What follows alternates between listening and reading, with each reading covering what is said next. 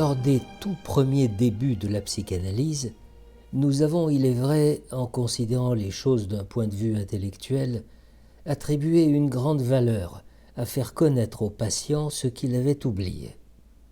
Ce faisant, nous ne distinguions presque plus à ce sujet ses connaissances des nôtres.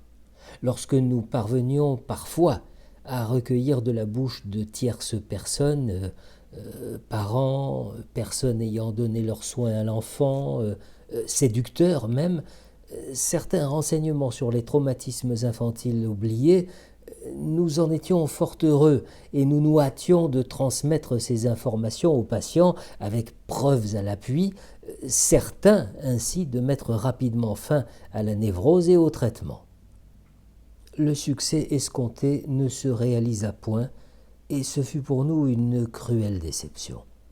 Comment s'expliquer que le malade, une fois informé de l'événement traumatisant, se comporta comme s'il n'eût rien appris de nouveau, et plus encore, même après avoir été retrouvé et décrit, le souvenir du traumatisme refoulé ne ressurgissait pas dans la mémoire. Dans un cas particulier, la mère d'une jeune fille hystérique m'avait confié l'incident d'ordre homosexuel qui avait beaucoup influé sur la fixation des accès de la malade.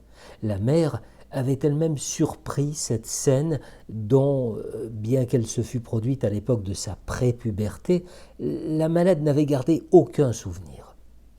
Je fis alors une expérience des plus instructives.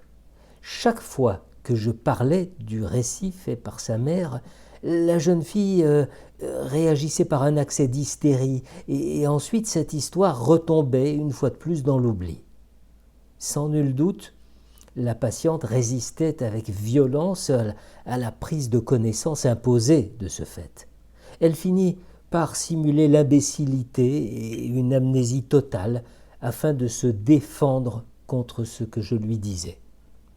Il fallut donc se résigner à ne plus croire, comme on l'avait jusqu'alors fait, à l'importance de la prise de connaissance en soi et mettre l'accent sur les résistances auxquelles était originellement due l'ignorance et qui étaient encore prêtes à assurer celle-ci.